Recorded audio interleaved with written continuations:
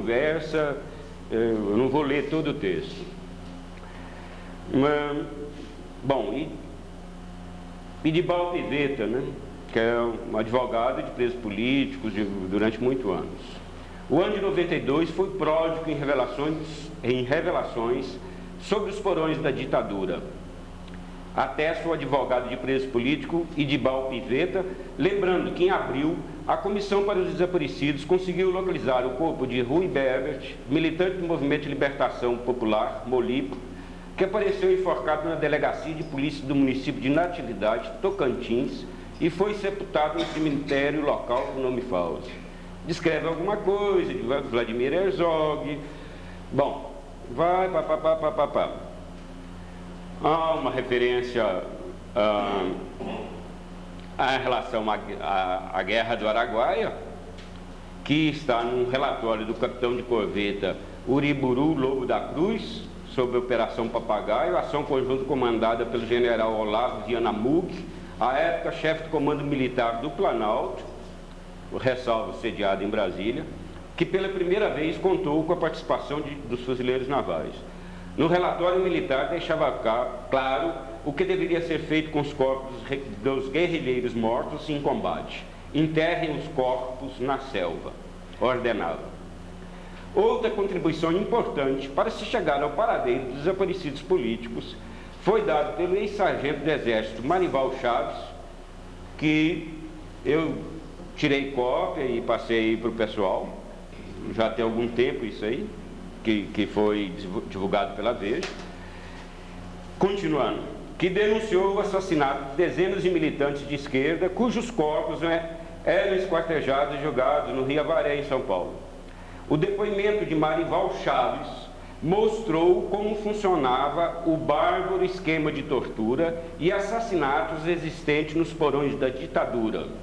E as confissões do ex-alfaguete Gilberto Prata Soares revelaram um lado pouco conhecido da repressão, o da cooptação de militantes para auxiliar no aniquilamento dos grupos armados da esquerda, principalmente no governo do general Emílio Médici. Durante 8 anos, Gilberto Prata atuou como informante do Centro de Informações do Exército numa operação planejada para exterminar a Direção Nacional da Ação Popular Marxista-Leninista.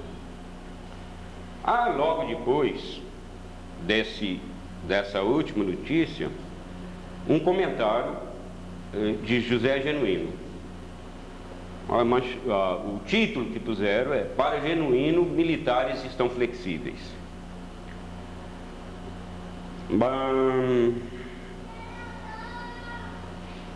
O deputado federal e ex-guerrilheiro José Genuíno, PT São Paulo, revelou ontem que nas reuniões que se realizam entre integrantes das Forças Armadas, a Comissão Especial do Ministério da Justiça e parlamentares sobre a questão dos 144 desaparecidos políticos durante o regime militar, já há uma compreensão dos militares de que é preciso resolver o problema.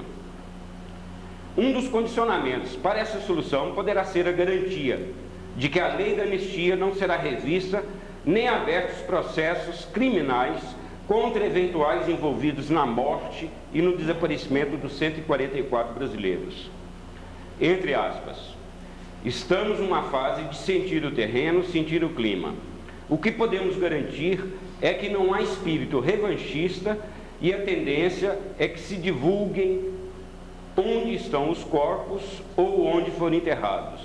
É uma questão delicada, mas estão surgindo tantas informações paralelas que a revelação dos locais será o caminho natural, disse Genuíno.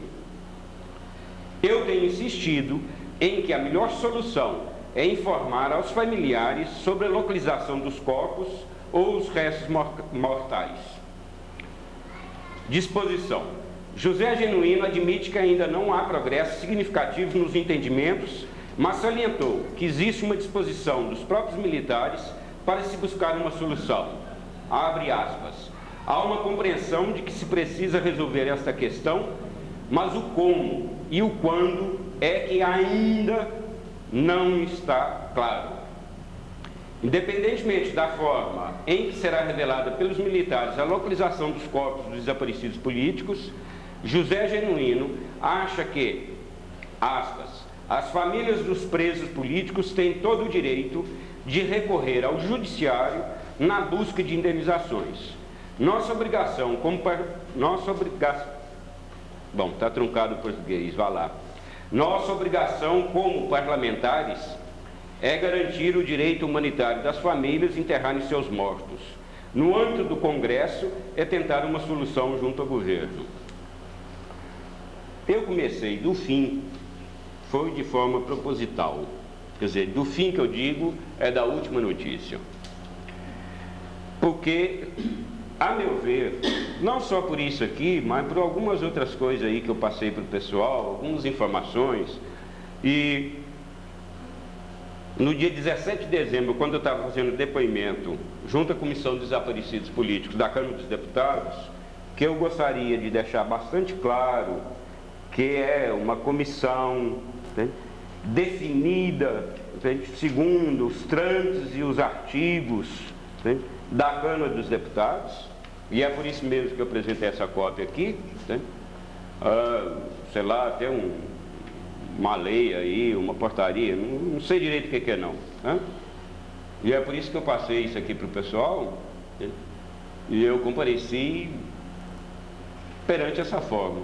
Eu desconheço como é que é a lei lá deles, como é que criou, etc. E não me preocupei com isso, quando fui depor,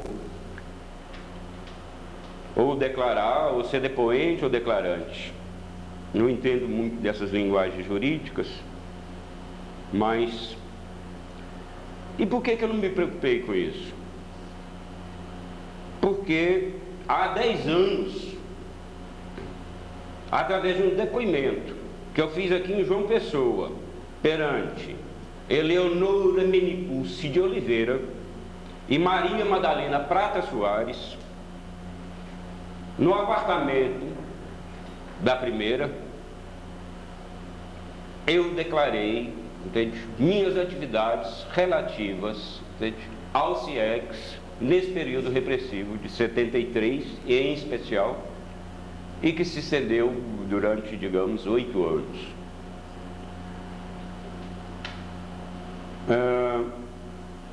Foi uma fita gravada. Essa fita foi colocada na mão das duas pessoas, né, para dar a ela a finalidade que quiserem. Eu assumia e me comprometia a levantar essas questões. Sei, né, e melhor disso pode informar Eleonora, que isso foi divulgado em Brasília, foi divulgado em Goiânia. Sou testemunho disso, que na época, em 1984, apesar de eu ter vindo para aqui em 82, em 84 eu me desloquei, depois de ter separado com minha ex-esposa, meus filhos voltaram para Goiânia, eu me desloquei e fui trabalhar em Goiânia, né? Vi e conversei com diversas pessoas, militantes, inclusive militantes do PT, e mesmo porque alguns deles envolviam familiares, né, de pessoas conhecidas minhas. Sei que tanto em Brasília, né, como em Goiânia, e posteriormente em Rio de Janeiro e em São Paulo, e posteriormente em Recife, e posteriormente em Salvador, inúmeras e inúmeras, dezenas e dezenas de pessoas, militantes ou não militantes, né, de PT, de PCdoB, de ex-remanescentes de organizações clandestinas, sabiam e tinham conhecimento, ou por ouvir diretamente essa fita, ou por ter lido, entende, um subscrito. Durante 10 anos, esperei que isso se tornasse público. Durante 10 anos, né, esperei e esperei. Razões alegadas para isso não se tornar público, não me compete responder, e mesmo porque eu não sei. Acho que deve ser dirigido às pessoas que desde 1983 têm conhecimento disso. São inúmeras. Gostaria de passar por cima de citá-las. Se for necessário fazer parte das perguntas, posso citar algumas. Depois de esse tempo de espera, e que me custou muito, muito menos talvez, ou com certeza, do que me custou, por exemplo, em 1988, me encontrar com Dorival, já maior de idade, filho de Zé Carlos Mata Machado, ex-marido de minha irmã Maria Madalena Prata Soares, né? E ele me abraçar em Uberlândia. Porque há muito tempo se colocava essas questões. Não cabia a mim tornar público. Em nenhum momento eu reivindiquei isso. No momento, agora, esse final de ano, eu voltando de Campina Grande, quando me reivindicaram tornar isso público, falei, tudo bem. E aí que começa essa história recente. Agora, há uma questão que eu volto a insistir, que é a questão política central, e que, pelo que eu pude entender, é uma insistência de muita gente, não só da Comissão de Desaparecidos Políticos, mas também do Grupo Tortura Nunca Mais, de familiares, de militantes, militantes do passado, militantes de hoje. Há participação não só minha nessa história, eu sou um ponto, uma gota d'água nessa história aí, até mesmo como ex-informante. As questões de outros informantes, não sei o que, não cabe a mim, cabe à Comissão de Desaparecido Político, cabe ao Grupo Tortura Nunca Mais, cabe às instâncias coletivas. Não me cabe individualmente colocar essas questões. Assim como eu tomei uma posição há 10 anos atrás de não colocar isso de uma forma coletiva e endereçar para as pessoas. Isso criou um problema. E gera um problema, quer dizer, um problema hoje e um problema lá de atrás. Um problema de 10 anos atrás, de 1983, um problema de mais 10 anos atrás, são 20 de 1973, gera um problema que coloca a questão da ditadura militar. E qual é essa questão, que é o centro da questão política que se coloca hoje, e que, de certa forma, eu acho que isso que está colocado no último noticiário que eu li aqui do JB e de outros anteriores que foram divulgados durante o ano passado, entende? E pelas questões colocadas em Brasília por o pessoal que participou de depoimento, pessoal de Grupo Tortura Nunca Mais, de Rio de São Paulo, que tem participado. É colocado como questão política fundamental os 144 desaparecidos. Entende? E que ainda observava que, a meu ver, não são desaparecidos. Até uma regra jurídica a comissão tem que seguir. Tem que constar como desaparecidos. Para mim, são mortos. São mortos não por conhecimento meu, mas por quem conhece o mínimo e quem viveu esse período de repressão, quem teve essa experiência e que viveu como eu vivi e como pessoas, entende? Que naquela idade militavam, entende? Viveram, sabe perfeitamente bem que esse pessoal foi todo aniquilado, né? Quem viveu na época e teve conhecimento se lembra muito bem dos cartazes nas rodoviárias, entende? Entende? Com as fotografias, entende? Daqueles que estavam marcados para morrer. Entre esses estava meu cunhado, Zé Carlos Mata Machado, assim como mais um cunhado. E aí eu vou e volto, né? E infelizmente essa história tem que ser reconstruída dessa forma, indo e voltando. Volta muito tempo atrás. Em 1973 eu trabalhava na Eternit, aqui eu vou estar repetindo algumas coisas de depoimento que eu já fiz, entende? Em 1983 e agora recentemente na Comissão de Desaparecido Político, entende? Eu trabalhava na Eternit do Brasil Cimento Amianto, em Goiânia. Tinha casado, estava lá vivendo minha vida, de certa forma, afastado de militância política direta.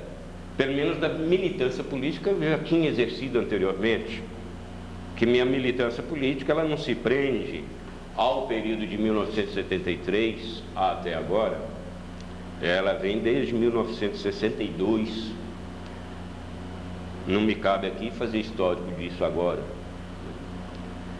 Mas há pelo menos uma coisa a ser ressalvada. Quando eu me mudei para Goiânia, e eu fui para lá, e lá que eu fui preso, eu mudei porque eu estava fugindo de repressão em cima da greve de Contagem de Belo Horizonte em 1968. A repressão foi enorme. Na época, Jarbas Passarinho era o ministro do Trabalho. Foi a chamada grande negociação dos metalúrgicos, que fudeu com a negociação, que concederam só 10%, em cima das metralhadoras .50 colocado no Alto de Contagem, onde a gente realizava assembleias clandestinas. Eu atuava clandestinamente naquela época. E o quarto onde eu morava, ele foi invadido, uma fotografia foi parar no DOPS na época, e essa informação foi me passada, diversos companheiros foram presos, e eu atuava no esquema de segurança,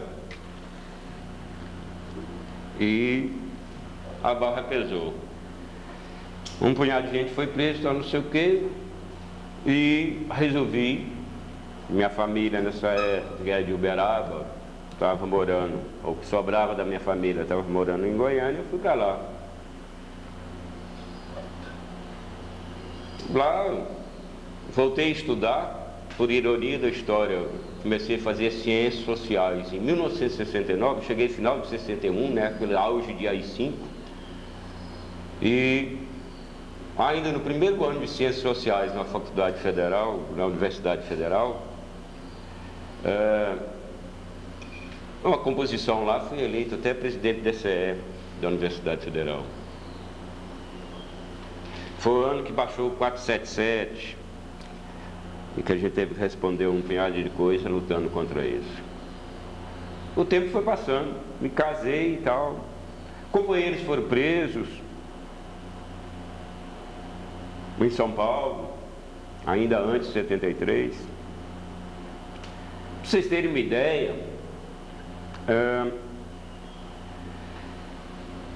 Aldac Miranda, que é irmão de Nilmário, a gente militou junto em Belo Horizonte, reerguimento de movimento estudantil, 66, as primeiras passeatas, 67. A gente morava numa casa que tinha sido do MEB, Movimento de Educação de Base.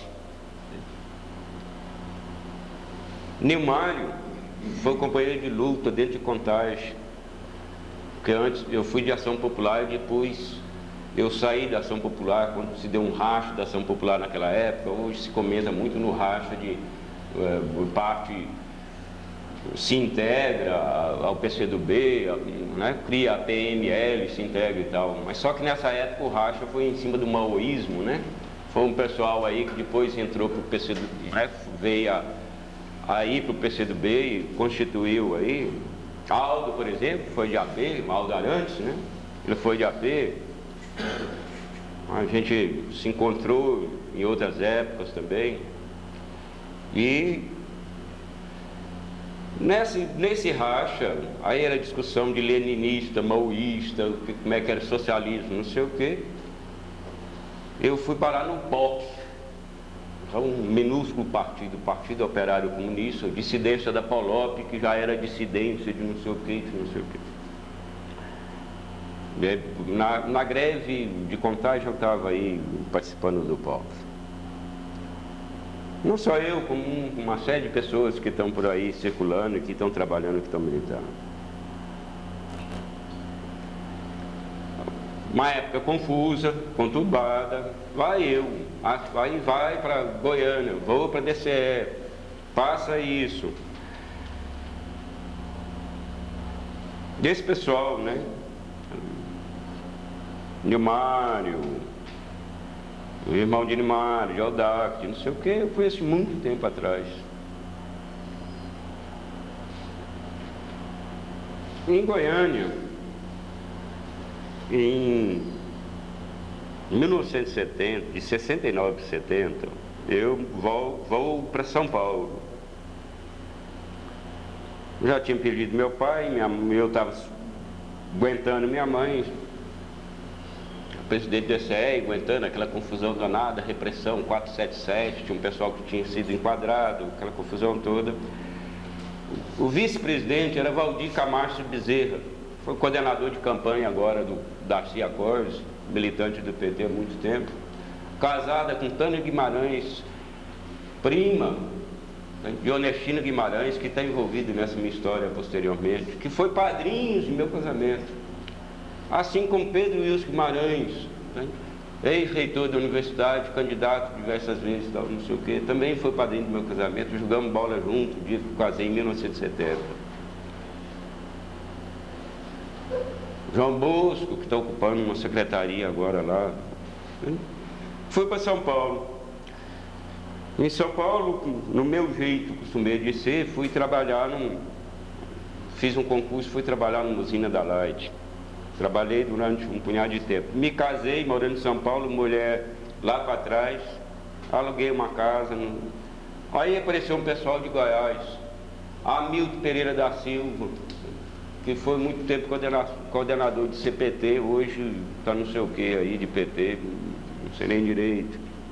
Há pouco tempo até entrevistei ele no programa da Samops aí, ele esteve aqui dando umas conferências, foi eu e Gil Nunes Maia entrevistar a Milton. Moramos juntos, muito tempo. Passa a temporada, resolvo voltar para Goiânia. Foi onde, nessa época eu já estava trabalhando no frigorífico Wilson, tinha saído da Light. Volto para Goiânia com uma carta de recomendação, vou trabalhar em Metternich. Aí, início de 73, e aí que começa a minha história, nessa confusão toda. Eu sou preso, lá um pessoal do DOPS, né? Aí é bom esclarecer, DOPS pertencia ao Departamento de Polícia Federal. Em Goiânia, quem chefiava é Xavier. Aí eu sou preso dentro da fábrica. Teve algumas complicações, meu chefe se complicou, porque ele, na boa ação de ele tentar, né, me resguardar, ele disse que eu tinha um filho de 2 meses, não sei o que, esse tipo de história e tal. Se enrolou um pouco por causa disso, não tinha filho nenhum. Aí eu vou preso. Me é apresentado os 2 elementos, Xavier e um outro cara lá que não sei quem é. Xavier já era uma pessoa toda conhecida de tudo quanto é militante lá, por chefiar o DOPS. Me coloco, eu entro, sou chamado na cela do chefe, já estavam os 2 caras lá e tal, não sei o que, não tinha muito papo não, era questão de segurança nacional. E vamos, jogaram uma fotografia 3x4. Esse aqui é você, aí não tinha mais jeito na história. Sou. E declarei na comissão de desaparecido político, como declarei há 10 anos atrás. Só eu, é uma questão de família. Já estava tão enrolada a história porque eu não tinha como negar. Eu tinha um tio preso em 64, um irmão preso em 64, uma irmã procurada, um cunhado procurado, um pai preso, né? Eu procurado em Belo Horizonte. Tudo bem. Aí fui levado para um quartel, uma casa ao lado de um quartel, casa tipicamente militar, isso aí, bom, dá para reconhecer, e estava funcionando lá o pessoal da Polícia Federal.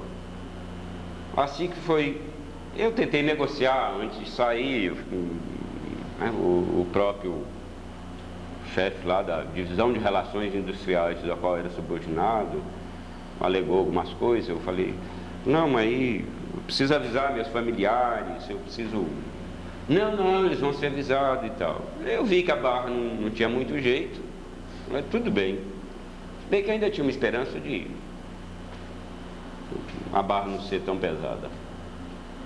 Quando entrei dentro do carro, Era um Fusca, tinha uma cartucheira 12 de cano cerrado. Aí eu vi que, como eu estava afastado, estava quente. Mas como eu tinha, né, toda uma referência anterior, seja a nível familiar, minha, pessoal, Emerson Severino Costa morreu de desastre, uns tempo atrás, ele tinha entrado, que morou em casa em São Paulo, e eu tinha sido preso junto com Hamilton Pereira da Silva. Ele tinha me avisado que meu nome tinha saído num processo aberto em Brasília, numa cariação entre os dois. Bom, eu sabia de um punhado de coisas que estava acontecendo, mas como eu estava afastado, não estava fazendo militância direta, vamos lá. Quando eu cheguei nessa casa lá, junto ao quartel que funcionava o DOPS, a Polícia Federal, eu chegando, e aí começam notícias aqui transcritas, aqui colocadas, truncadas, algumas coisas aí confusas. Eu escutei o grito da minha irmã mais nova, que na época morava comigo. Aí eu vi que a barra estava mais pesada. Como já era depois do almoço, a gente almoçava na fábrica, era afastado da cidade. Se ela estava presa, minha mulher também estava presa. E me foi apresentado uma lista, né, de procurados. E nessa lista estava grifada minha irmã. Bom, meu irmão, Eleonora, que era casada com meu irmão, Eleonora Minicus, que era casada com meu irmão, minha irmã, Zé Carlos Mato Machado, e mais algumas pessoas que me perguntaram se eu conhecia. Eu conheço. Aí há que se fazer uma ressalva, né? Isso foi em 73, uns tempos antes. Minha irmã, que estava clandestina para o Nordeste, ela ficou grávida e, por falta de condições de dar à luz no Nordeste, ela conseguiu entrar em contato comigo e foi para Goiânia para dar à luz lá. Aí eu montei um esquema lá com um pessoal conhecido de área médica, tipo hospital universitário. Ela estava sob outro nome, deu à luz lá e etc. E depois voltou para trás. Passou uma temporada e voltou para trás. Aí vem aquelas histórias de praxe que não são diferentes de nenhuma outra.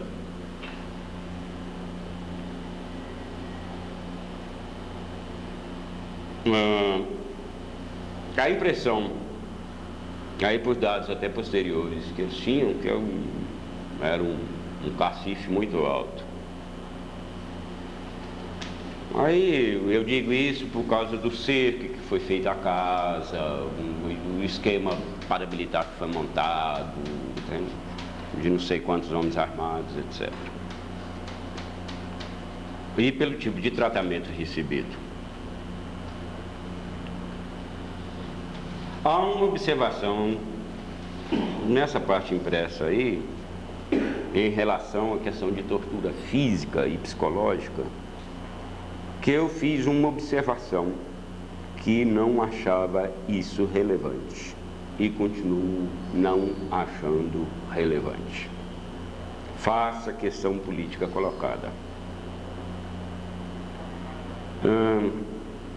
Bom, aí fiquei preso lá uma temporada, calculo eu, sei lá, uns 45 dias por aí.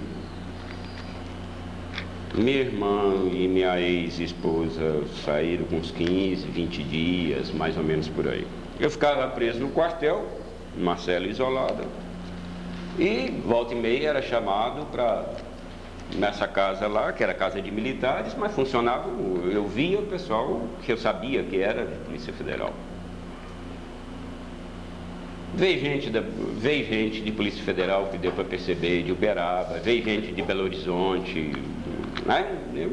Aí há todo uma estica de conversa aí durante muito tempo. E que, se a gente for rememorar aqui, a gente não sai daqui hoje. De madrugada eu estava lá, iam lá, blá, blá, blá, né? Fica nu, tira, leva para lá, chega lá, o que é? Isso assim, isso que você diz, que não sei o quê. Os mecanismos existentes a nível de organização clandestina, né? Na época de orientação, de comportamento junto à repressão, não são muito diferentes do que o geral conhece, né? Cuidado com o jogo, tem um bonzinho, tem um outro, um faz papel de bonzinho, o outro faz papel de ruinzinho, né? Se você abre um pouquinho, você acaba abrindo muito, etc.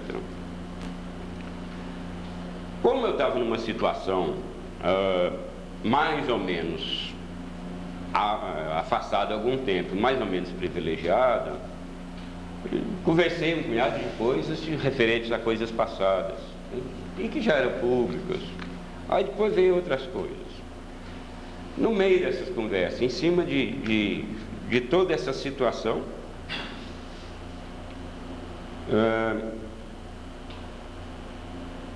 eu coloquei, porque estava existindo, tinha existido há pouco tempo, lá em Goiânia, um retratamento público de João Arnulfo e um outro menino, que nem lembro qual que é o grupo que eles tinham participado, não, que foram na televisão, fizeram retratamento, etc. Eu comecei a vacilar um pouco nessa história. Eu falei, olha, eu não tenho mais nada a ver com isso, o que eu sei é coisas anteriores. Deixa o pessoal sair, não tem nada a ver com isso. Eles continuaram a insistir, bater numa tecla de Zé Carlos Mata Machado e minha irmã. Falei, não sei. Nesse inteirinho eles já tinham feito todo um levantamento em casa, tinham achado telegrama, correspondência, livros, etc, etc, etc. Quando eu soube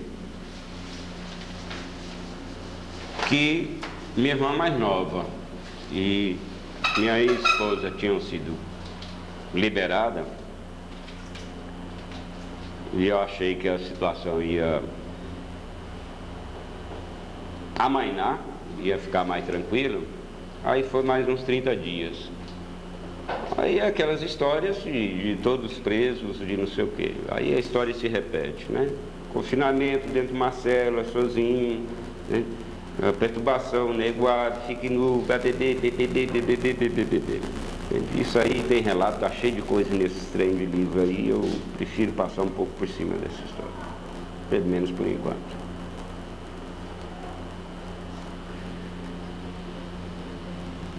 Aí depois eles acharam lá que estava concluído o meu depoimento.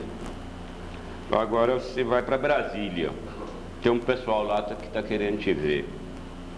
Aí me puseram no carro, algemado, não sei o que, me levaram para Brasília. Chegando em Brasília, eu fui levado para um quartel, que pelo tipo de entrada e depois conversas com outras pessoas que tiveram presas lá também, na época, um pouco antes, um pouco depois, dá para identificar, o chamado Forte Apache.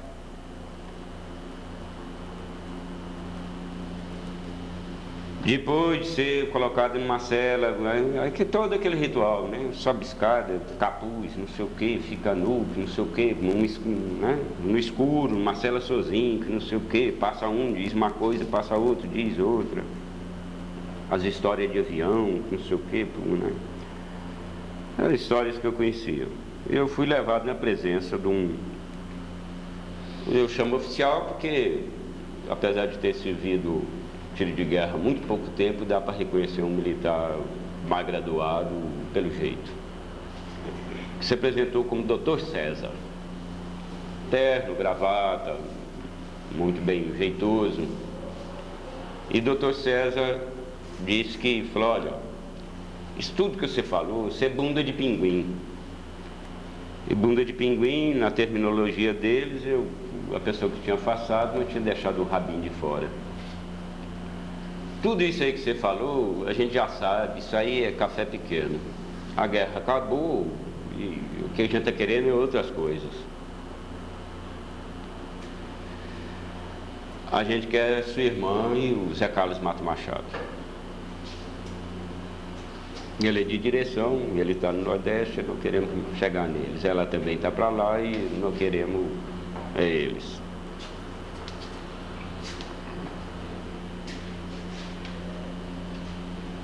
Eu falo, olha, há muito tempo que eu não vejo ela, não tenho contato, não sei onde é que está. Aí não sei, o que eu sei já falei. Falou, não é assim não. Ou você pode chegar nela assim. A gente sabe como é que você pode chegar nela e eu tenho uma proposta para te fazer.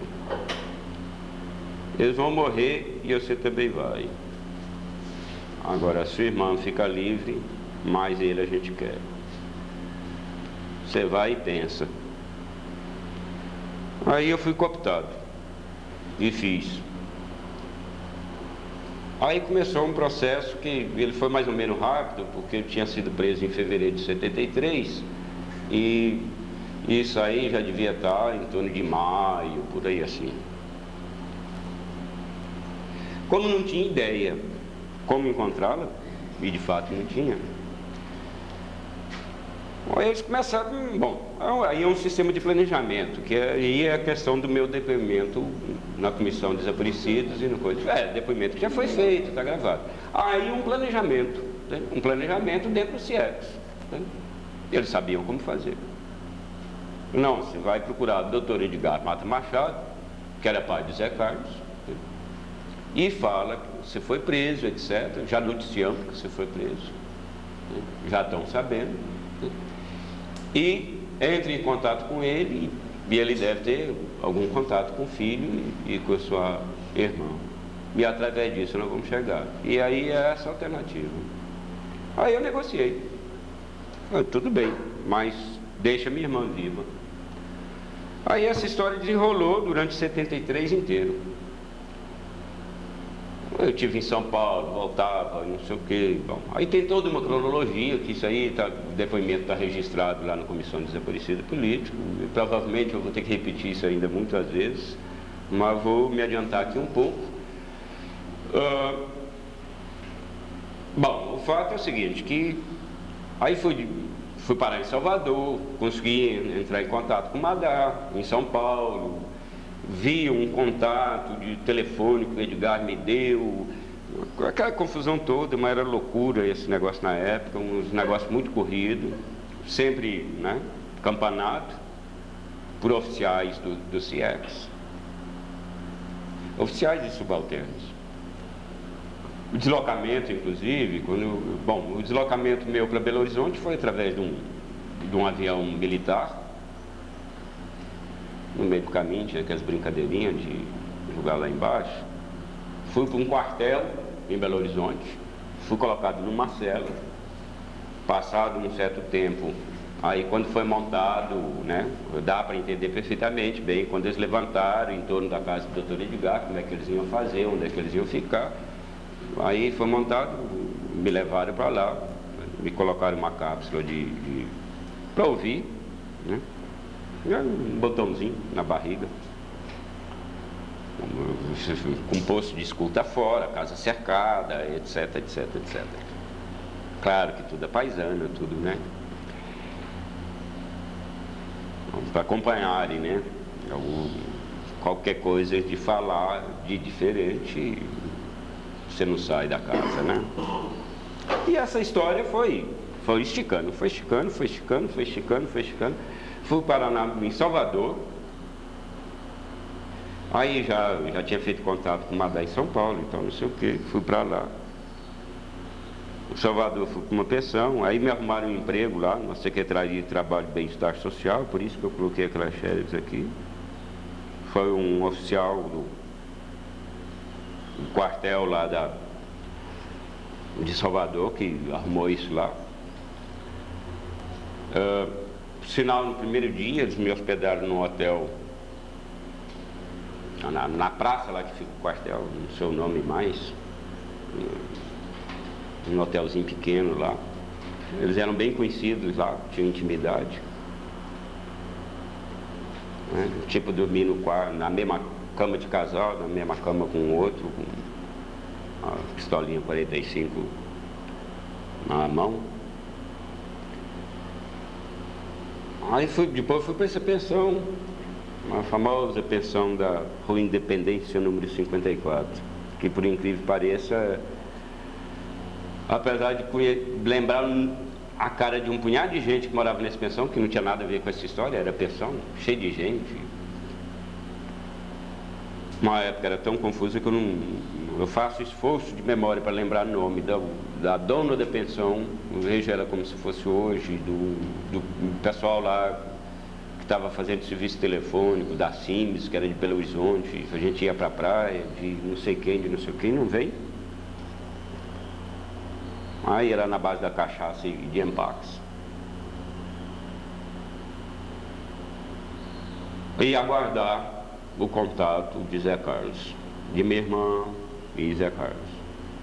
Passei uma temporada lá, essa história ficou até lá para setembro, de junho, julho, por aí assim, até setembro, final de setembro, por aí. Aí quando o pessoal pegou e entrou em contato comigo. Primeiro minha irmã, depois Zé Carlos, depois Gildo Macedo de Lacerda, que depois, posteriormente, veio ser morto e foi montada uma simulação em Recife, que era conterrâneo meu de Uberaba, um militante antigo, eu conheci ele anteriormente e tal, que militava em Salvador. Bom, até que vai em Recife, eu não me lembro nem direito o que é. Eu sei que, bom, a história toda era eu na ligação com minha irmã, né?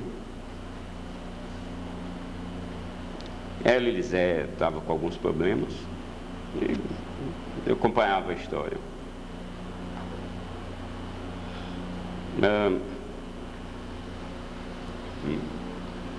Mantendo um pouco, e eu não tenho muita alternativa por enquanto,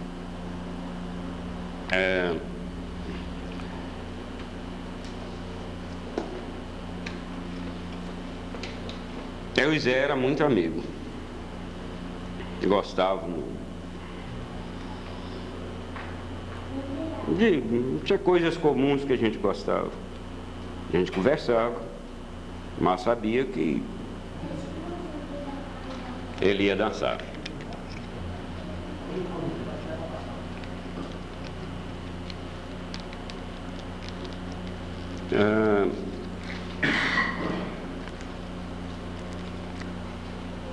Bom, aí a gente foi para fiquei alguns dias em Recife, fomos em casa de um punhado de gente, um pessoal ligado à área médica, tinha festa, tinha não sei o quê, tinha uma dificuldade muito grande, quer dizer, eu já conversando com outras pessoas, né, que estavam nessa mesma época, né, fazia parte desse círculo, inclusive gente de Recife, que há pouco tempo, agora esses dias, a gente teve um contato rápido por telefone. E, bom, eu tenho alguns problemas de memória nessa época. Tudo isso aí era acompanhado. Existia uma diferença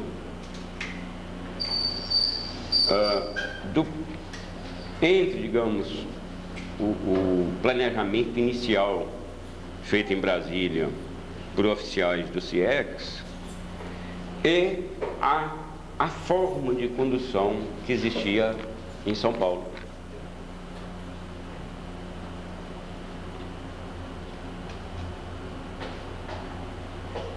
Antes de ir para Salvador, quando eu estive em São Paulo, né, tudo devidamente acompanhado. Sim, dá para dar alguns detalhes. Em São Paulo, a primeira vez que me levaram, tudo nesse sistema acompanhado para entrar em contato com o Madá, eu fiquei hospedado num hotel, não me lembro o nome, provavelmente ainda existe hoje, onde era o antigo DOPS, hoje funciona outra coisa ali perto da Estação da Luz, aquele prédio, na época ele era meio rosa e tal, grande lá. Aí tem um lagozinho, uma praçazinha, e tem um hotel do lado e tal. E era acompanhado do pessoal. Só que quando chegou em São Paulo essa primeira vez, e outras vezes, isso aí deu para perceber, quando voltou, acabou a história toda, que eu ainda passei por São Paulo, que havia uma diferença entre o pessoal do planejamento lá do CIEX e o pessoal que comandava em São Paulo, mesmo sendo do Exército. Em São Paulo tinha uma operacionalização, pelo que eu posso entender, e talvez o termo correto seja esse, né? Tinha uma ligação entre, que era onde funcionava o bando, a ICOD, que aí é diferente do Exército, né? Apesar de ser comandado por oficiais do Exército, envolvia pessoal de polícia militar, polícia civil, empresários, etc, etc. E lá operava o Fleury. O Fleury era o dono e o comandante da situação lá. Em São Paulo, uma primeira vez, eu tive fui levado por um pessoal de exército para junto de Fleury, a gente que iria, para a gente comandar o que iria rolar em São Paulo, o contato com minha irmã e tal. Era Fleury, a equipe dele que seguia e que montava isso aí. E em Recife, eu voltei atrás nessa história para voltar em Recife. E em Recife também, quem operacionalizava era a Fleury. Havia participação de pessoal de exército em Recife, mas era um tipo de comando diferente. Havia uma diferença entre eles. Brasília era uma coisa, São Paulo outra, mas São Paulo e Recife tinham uma identificação. E aí, a nível operacional, o comando era de Fleury. Aí foi montado todo um esquema, ele tinha uma equipe, né, que era enorme. Para vocês terem ideia, na época, a conversa que se tinha, quer dizer, o problema das esquerdas no Brasil era matar o Fleury. Era a grande questão. Se pelo menos conseguisse matar o Fleury, se conseguiria resolver um punhado de coisas.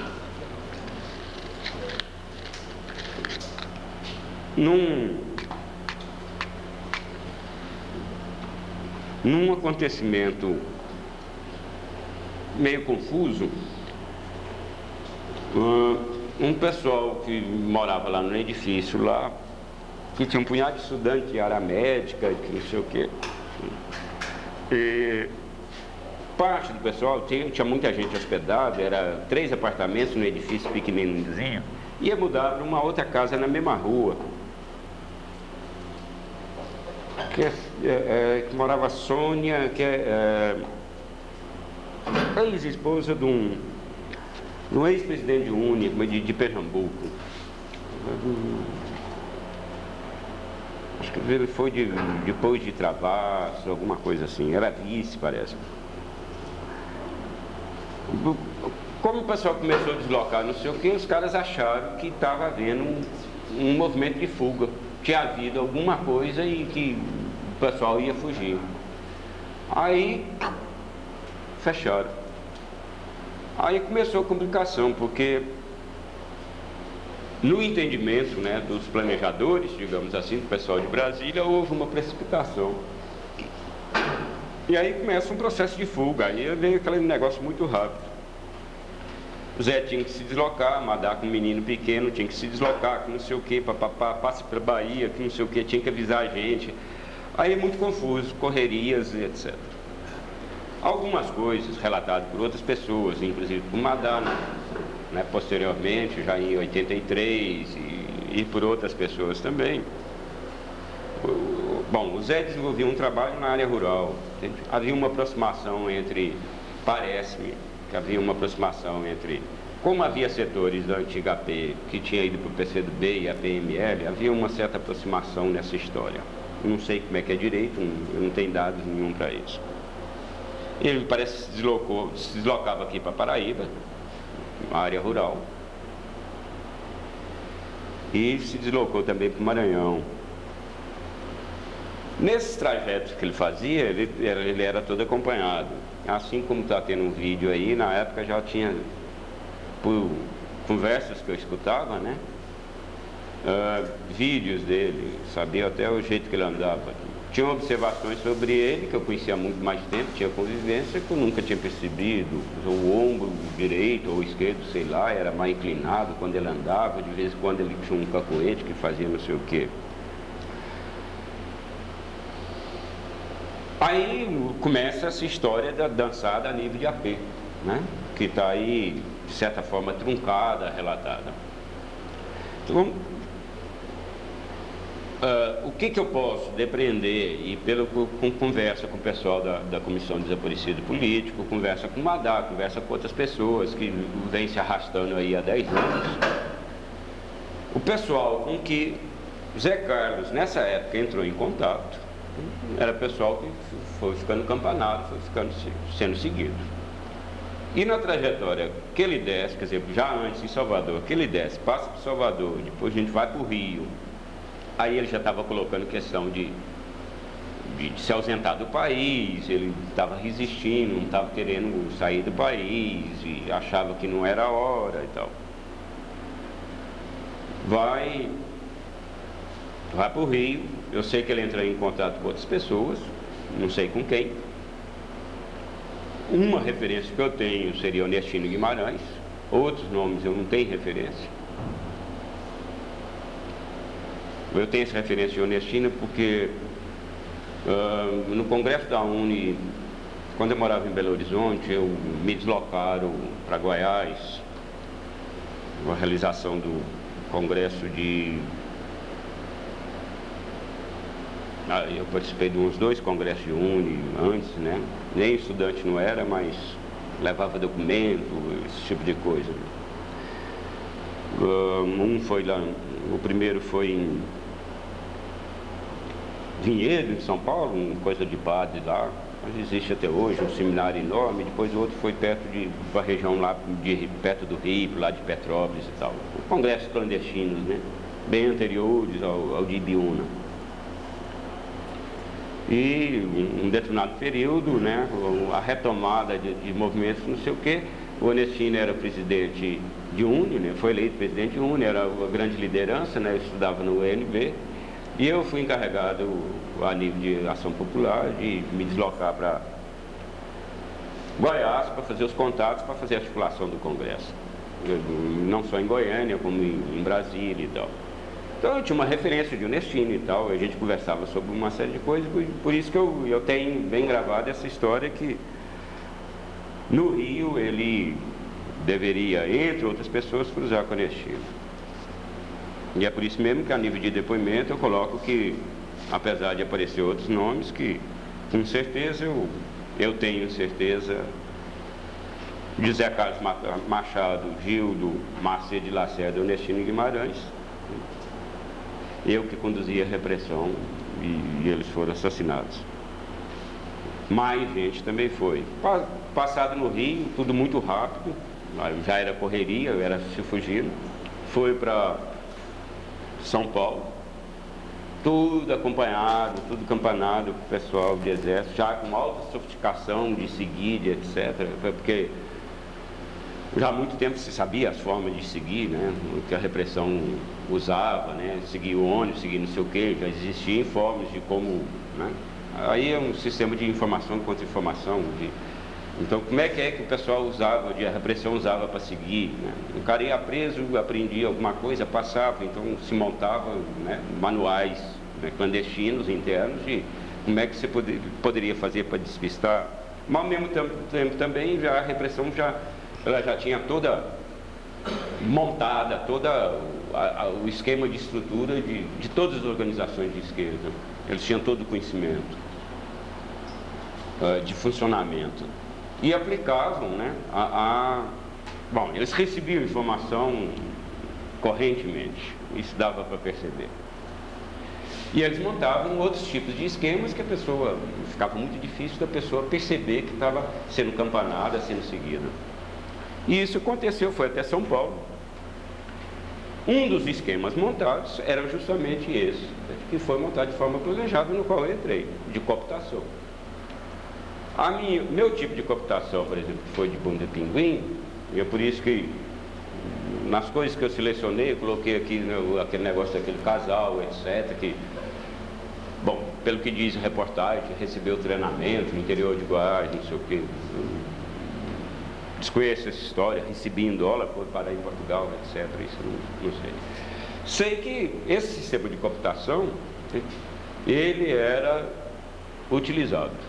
E dava para perceber nas conversas que, né, com um ou outro, normalmente subalterno, né, acabava conversando, etc. Tinha que ficar parado, às vezes, em bar, fazer ponto, esperar não sei quem, ficar conversando, tomar cerveja, comer, lanchar, almoçar.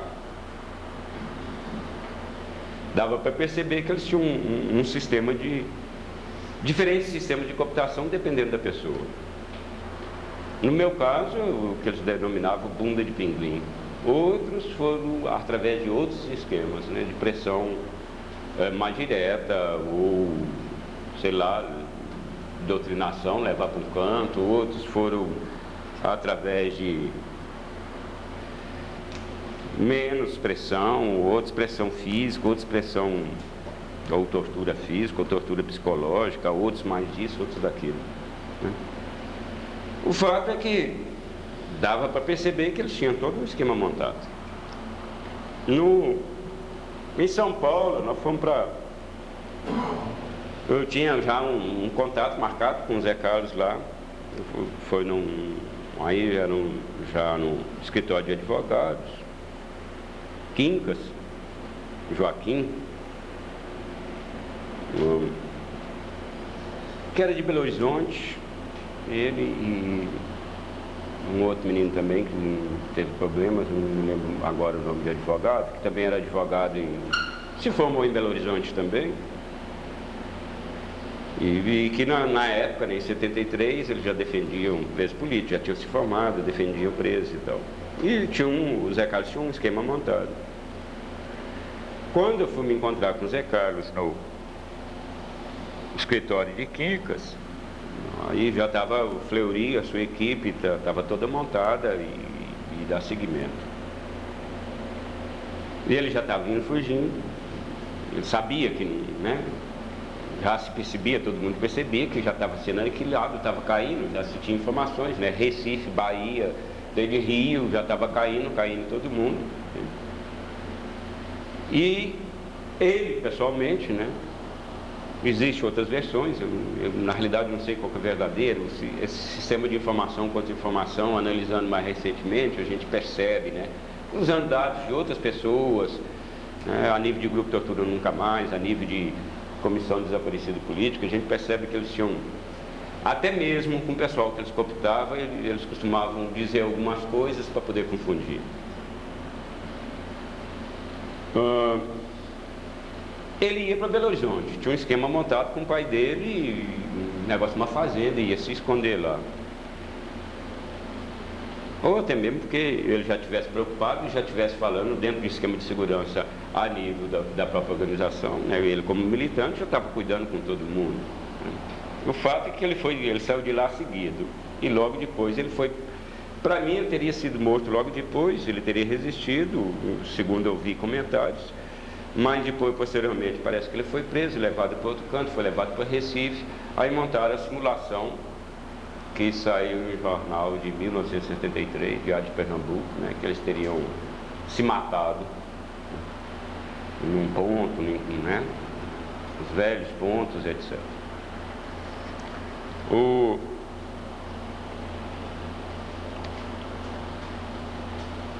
Bom, dessa história que vem se desenrolando aí muito tempo,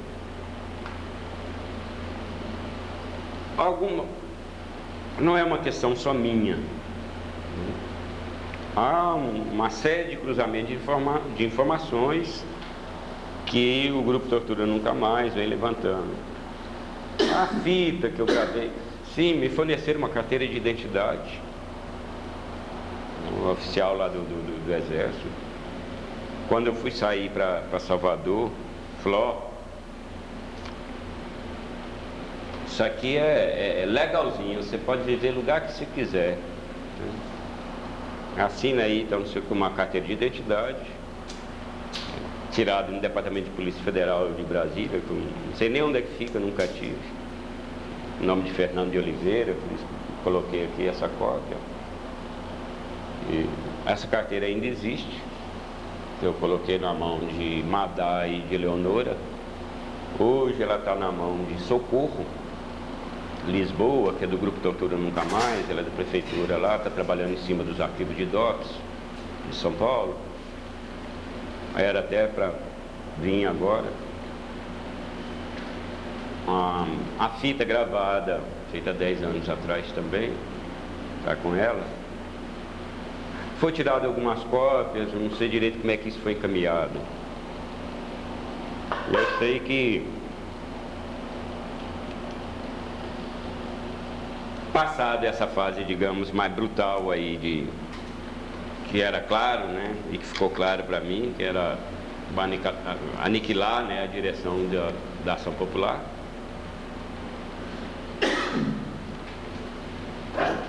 Aí deram baixa no meu emprego, apesar de eu ter viajado e tal, era como se eu tivesse de licença. Eu ia lá, trabalhava como auxiliar de pesquisa, trabalhei algumas vezes, ia lá, recebia meu salário, pagava minha pensão, pagava minha comida e tomava minhas cachaças. Me levaram, passei por São Paulo, lá tive um contato lá com, que eu considero, acho, né? Aí falar certeza absoluta dessas coisas é meio complicado, mas que pelas descrições, alguma coisa que eu já li, descrições de outras pessoas que foram presas e que tiveram contato, deveria ser o tal do Dr. Ney, que era coronel e que funcionava junto, em São Paulo, junto com o Fleury, e que dizem que se suicidou.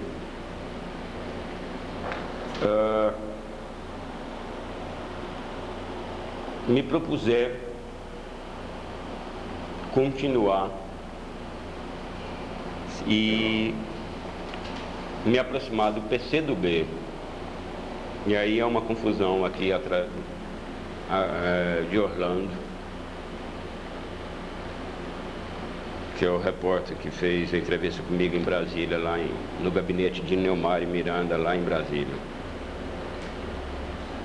Aí eles tentaram me cooptar para me infiltrar no PCdoB. Isso ainda no final de 73, depois de eu ter conhecido toda essa história.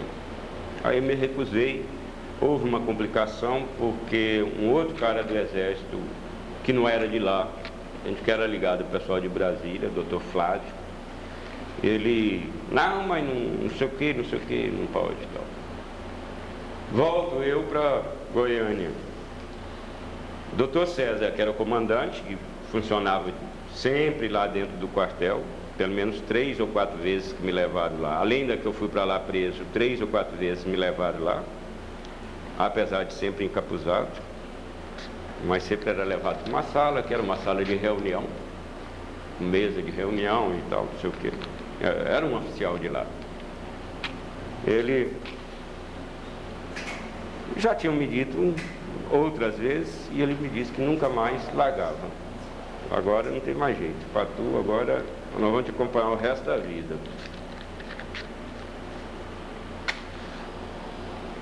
Eu falei para ele que aquilo que eles chamavam de contrato tinha acabado. Zé Carlos já tinha morrido e tinha acabado. Ele falou, não, mas tem mais coisa ainda. Eu já estava em Goiânia. Aí me procuraram e me avisaram que era para mim ir Praça do Rião, uma praça conhecida lá, e que uma pessoa, como se estivesse cobrindo um ponto comigo. E que ia chegar um carro da Polícia Federal e que ia me prender. E que depois disso ia passar pela Polícia Federal e ia ser levado para o DOI-CODE, em São Paulo. E que eu ficasse quieto o tempo todo. E lá eu ia ser cariado com outras pessoas e com minha irmã que estava presa. Fui, o carro subiu na praça de dia, me prenderam, jogaram dentro do carro, me levaram para a Polícia Federal. Você aqui de novo, que não sei o quê, sabia que você voltava, isso dentro da Polícia Federal. Um negócio meio complicado porque aparentemente eles tinha um sistema de que algumas coisas, nem o próprio pessoal de onde eu tinha sido preso e dado no início, que é o Departamento de Operação de Ordem Política e Social, que é ligado à Polícia Federal, tinha conhecimento do que o CIEX fazia. E eles tinham uma preocupação de manter isso, de certa forma, sigiloso. Aí fui levado, fui acariado com minha irmã, onde ela descreve na carta. Fui acariado com um punhado de pessoas. Só tinha uma pessoa que eu conhecia, eu neguei conhecer, ela também negou. Aí eu abro um parênteses, porque há algumas dúvidas e eu não posso dizer. Isso aí está na Comissão de Desaparecido Político. Não me cabe cruzar informações. Desde que eu coloquei essa questão no coletivo, eu, como indivíduo, como pessoa, não posso ficar cruzando. Existem pessoas que trabalham com isso há muito tempo que cruzam as informações, vinda de um e de outros.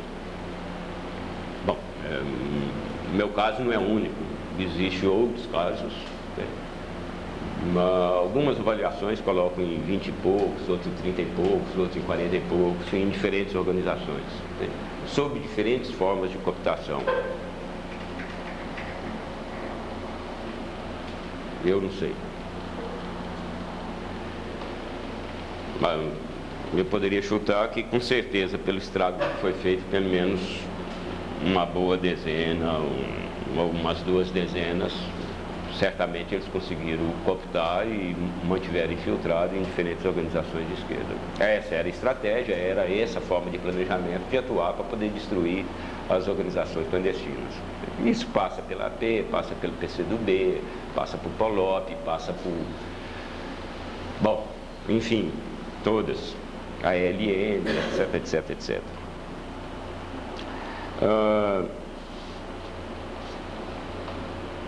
Depois desta história, né, que eu chamaria aí do período mais conturbado, mais barra pesada, eu volto para Goiânia.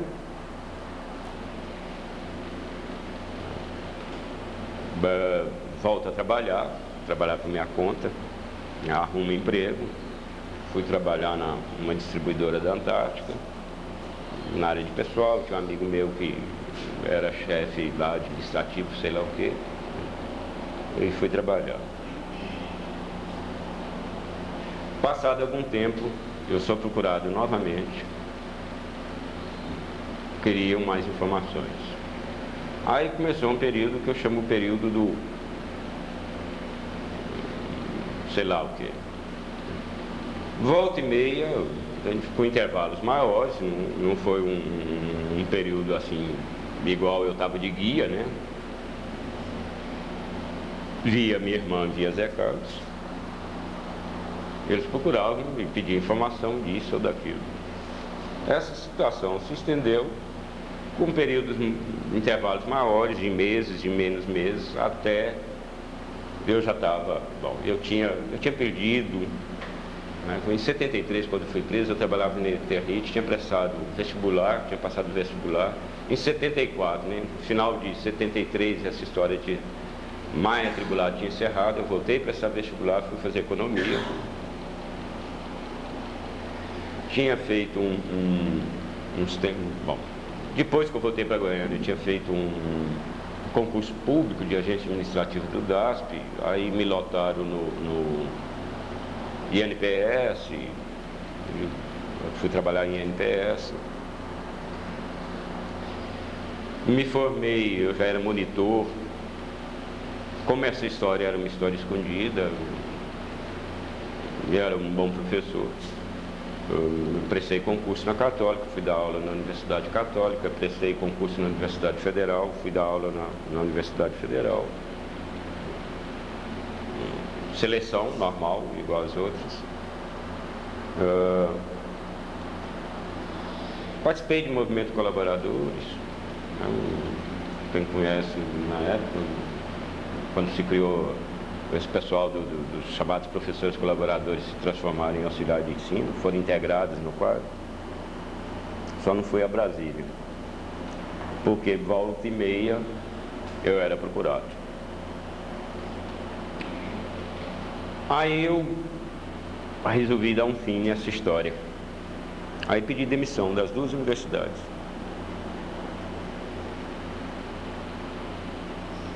Quando eu pedi demissão das duas universidades e montei um bar, eu fiquei... Aí coincide mais ou menos com um período em que há uma mudança a nível de repressão, porque começa a haver uma mudança a nível de arrastar do Médici para gás, há uma mudança aí no aparato repressivo.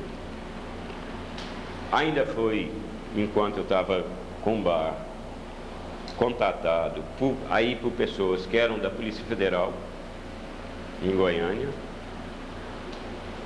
Entro na Constituição do PT, participei da fundação do PT em São Paulo, voltei, ajudei a estruturar a PT em Goiás. Nesse período aí, chamaria de transição, eu me desloquei para João Pessoa. Aí numa situação onde, ao mesmo tempo que eu já tinha pedido demissão, o que complicava, porque eu não estando dentro de universidade, eu não tinha muita coisa a informar, eu estando em bar, mexendo com bar. E aí já vinha se arrastando já, sei lá quanto tempo. Aí vou ter que fazer um esforço de memória muito grande em cima disso. De dizer coisas que se sabia, o que se chama enrolar. Isso não aconteceu só comigo, isso aconteceu com outras pessoas que caíram na mesma situação que a minha ou semelhante à minha. Aí quando eu venho para, há um intervalo de tempo, 1 hora, eu venho para João Pessoa, não entrar em contato mais comigo. O tempo foi passando, eu fui fazer mestrado aqui por acaso. Na realidade eu vim por aqui porque eu estava em separação, processo de separação, de briga, questões com minha ex-esposa e aí resolvemos dar uma última tentativa. Ela queria fazer mestrado. A minha condição que fosse aqui para o Nordeste, beira de praia. A escolha foi essa. Eu vim parar em João Pessoa. E em João Pessoa morava Leonora e Madalena, não sei se morava, vou ver depois. Quando minha ex-esposa veio, ela teve com Leonora aqui, se encontrou com Leonora. Ótimo, né? Não sei o quê. Aí vim para aqui. Ia fazer para economia, mas eu não estava muito lá para fazer nada, não. Aí não sei quem, aliás, não sei, BA sugeriu, por que não faz para Ciências Sociais? Fui fazer mestrado em Ciências Sociais. Eu não estava querendo fazer porra nenhuma. Aí fui fazer. Aí fui enrolando.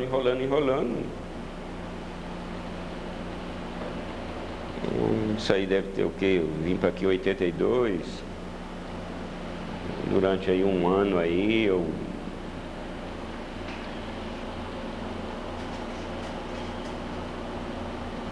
não consegui decidir o que fazer.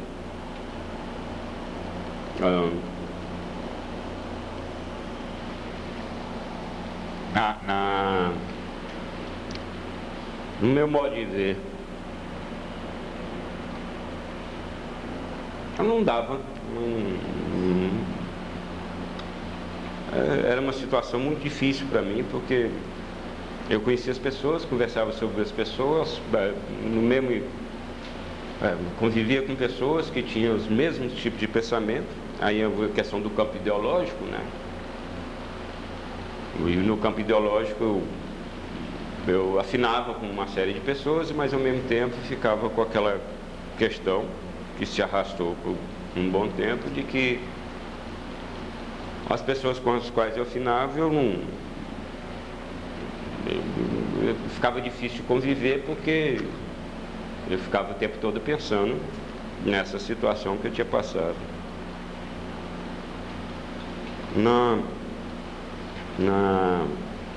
Aí chegou 83, onde numa situação muito complicada, muito difícil, eu resolvi abrir essa história. E para isso, minha irmã estava morando aqui, Leonora, que é minha ex-cunhada, a gente tinha sido contemporâneo de luta em Belo Horizonte durante muito tempo, sempre se tinha notícia um de outro e tal. Eu resolvi, sei lá, e um belo dia fui lá e abri o jogo na frente das duas. Aí coloquei. A minha situação era essa e estava muito difícil viver desse jeito e eu não sabia o que fazer e entreguei para elas. Aí posteriormente vem outras coisas. Depois disso eu me separei, aí fui para Goiânia, meus meninos foram juntos, minha esposa. Bom, aí tem todo um problema de ponto de vista pessoal também, que não importa muito. Aí fui parar em Goiânia, fui trabalhar em Goiânia, meus meninos foram antes, ela estava fazendo tese e tal. Lá o pessoal sabia da história, encontrei com diversas pessoas que eram conhecidas minhas, que a gente tinha militado junto, militado até mesmo antes de eu ter sido preso, e depois. Alguns viraram a cara, outros conversaram, depois, já tinha passado a anistia, vai aí um punhado de coisa. O Léo teve Brasília, conversou com um punhado de gente, de Brasília, isso passou para Goiânia, de Recife, Bahia, Rio, São Paulo, minha irmã também. Sei que ao longo aí desses 10 anos, está esparramado aí no Brasil afora, ex-militantes, militantes, afastados ou ex-militantes de organizações clandestinas, militantes dentro de PT, de PCdoB, que sabe a história. Eu não sei dizer quem sabe, quem não sabe, sei que é muita gente. E fui levando minha vida aqui.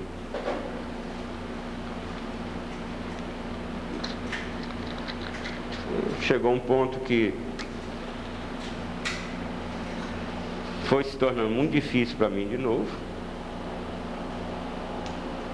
porque apesar de ter aberto isso aí, isso não se tornava público, não se assumia, e eu continuava a conviver com pessoas, algumas sabiam, outras não sabiam, tem gente que sabe da época, tem gente que eu convivo talvez desde essa época que talvez até hoje não saiba. E eu ficava naquela história, né? Falo, não falo. Alguns abordavam a questão quando ficavam sabendo, outros não. Uns conversavam mais, outros não conversavam, não tocavam no assunto. Relutava. Com algumas pessoas eu consegui fazer, às vezes que eu consegui fazer foi todas as vezes sob grande trauma, era muito difícil abrir isso e conversar isso com pessoas. Algumas pessoas eu consegui. E continuei aguardando. Volta e meia, eu conversava com uma outra pessoa, desde o início, né? No caso Madá, Léo e outras pessoas. E aí, como é que fica? Lá em 88, 89, eu morava em Manaíra. Antes passei uma temporada em Uberlândia, foi quando Madá já estava casado com Manfredo, ficaram numa situação ruim, aí juntou a família toda em Uberlândia. Eu tinha perdido um irmão, a gente não sabia se ele tinha sido assassinado ou suicidado, um negócio muito complicado no interior de Minas. Aí juntou a família toda e eu fui conhecer o menino que com 5 meses de idade eu conduzi o pessoal que matou o pai dele. Dorival, que recebeu esse nome em homenagem a uma pessoa que era da AP, era codinome, com o qual me encontrei antes de morrer, um tempo atrás.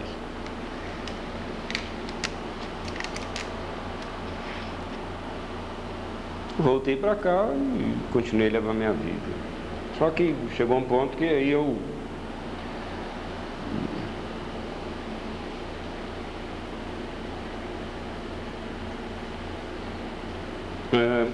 vou me manter, eu vou me controlar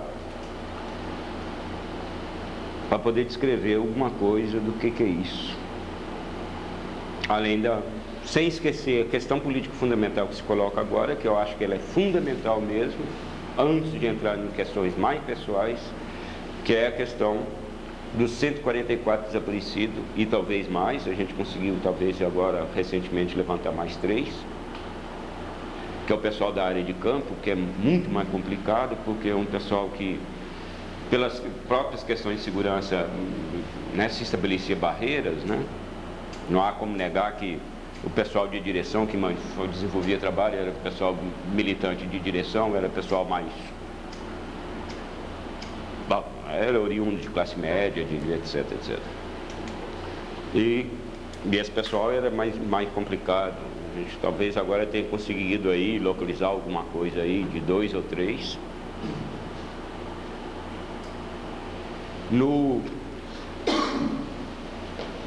E essa questão eu coloco como questão política fundamental porque...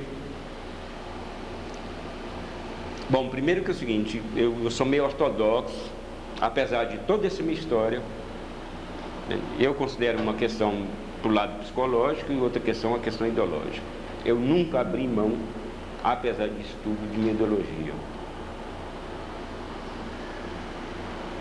E continuei, bem ou mal, o tempo todo fazendo alguma coisa. E para mim, pessoalmente, era a única forma de resgatar aquilo que eu carrego há 20 anos.